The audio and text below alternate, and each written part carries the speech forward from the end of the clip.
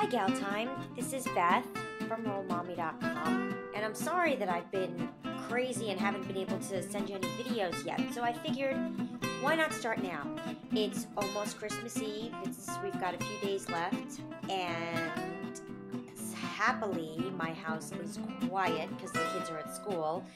And I'm not traveling this week because we just finished hitting Maryland and we have one more city left. We're going to be going to Miami. And then after that, we are finally stopping with the See Mom Run tour for now because it turns out we're working on See Mom Run Book 2.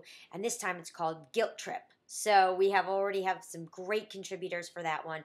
But what I wanted to share with you is I've had some harried moments even on this road trip. It's been, and I have to say, the major thing that I've had with traveling for me is airports. Airports just stress me out. I like getting there an hour before so I could buy a newspaper, a magazine, who's going to be on the cover of Us Weekly. We had Tiger, but now, obviously, I guess Brittany Murphy this week, but I digress. Anyway, I have had mostly positive experiences at the airports that I've hit. In fact, my favorite is Seattle, I've decided, because they've got a great gift shop called Fireworks. They have a wine bar. You can do flights of wine before your flight. And the people are so friendly. So, thumbs up, the SeaTac Airport, Seattle-Tacoma, you win in my book. Now, worst airport experiences, let's just say, LAX. I get to the U.S. Air Terminal, and they say to me, "Oh, you're on the shuttle. You're in Terminal 7.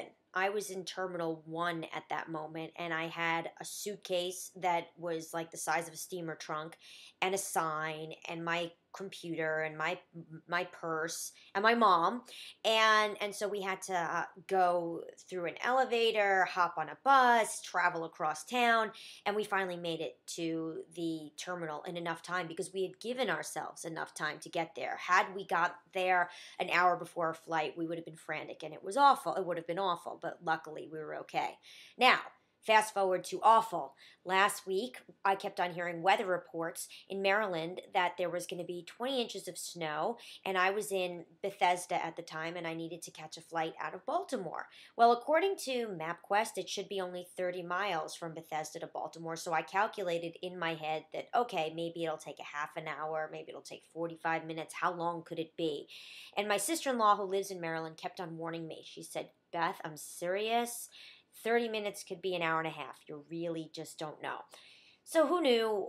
I had a wonderful lunch after our reading at the Playseum, and I had a wonderful lunch with Julia Beck at 40 Weeks, and we were enjoying Bethesda, and then my car was late because he got, guess what, stuck in traffic. He got to me instead of at 2:30, he got to me almost at 3 o'clock.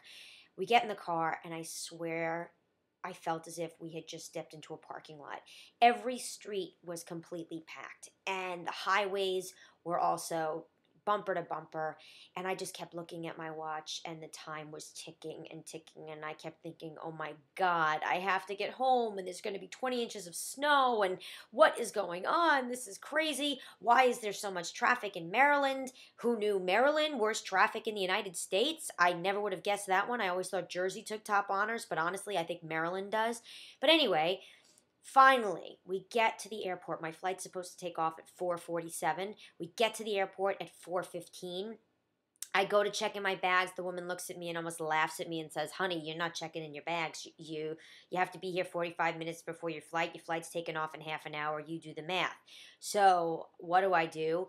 I throw my suitcase in one arm, my laptop case in another, my sign, my purse, and I go flying. And I'm huffing and puffing, and I look like a person who was about to keel over. And at one point, I pass a crew member by, and he says, "Excuse me, do you need help?" And I say, "Yes, I do need help." And he didn't do anything. He just watched me as I just kept running.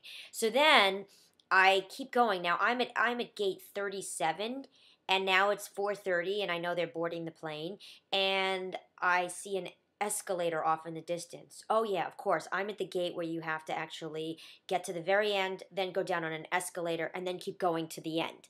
So I managed to get there, and thankfully, when I arrived, the flight hadn't even boarded yet. So I even had the chance to go to the restroom because I hadn't even gone since like 8 o'clock in the morning. I know I'm a camel, but that's a whole different story. So we boarded the plane. It got in. They boarded us 15 minutes late, so we got on at 5 o'clock. So thank goodness for a 15-minute delay. We hopped on. It was a tiny, tiny plane, but thankfully we flew under the clouds, so there wasn't really that much turbulence. Sat next to a very nice man who is a soldier who's actually unfortunately heading off to Iraq for the third time. So I heard lots of stories about that. And let me tell you something. Do you know that soldiers, when they're flying off to Iraq, the last plane that they take doesn't have windows? No windows. So when they go and they turn, they just like feel like they're just like being flipped around. That's kind of scary. So I'll take a puddle jumper from a plane with no windows any day. Anyway, so we arrived at LaGuardia, and it hadn't started snowing yet because we were getting snow in New York the very next day. And I got home, saw my family, and thankfully, I then heard from my sister-in-law who said they did get 20 inches of snow, and then we got a foot, and the flights had been canceled all over the tri-state area, and I was safe and sound. Knock lots of wood. So my last trip is going to be to Miami. I will keep you posted when I go there, and we'll let you know how the airports are on that front. But I have hit 9 airports in a month and a half, and let me just say, no delays. What a shock. So thanks for listening, and hope you enjoyed my story, and hope you enjoy the other Harried Mom tales that I've shared with Gal Time. And there will be lots more Role Mommy stories in 2010, I promise.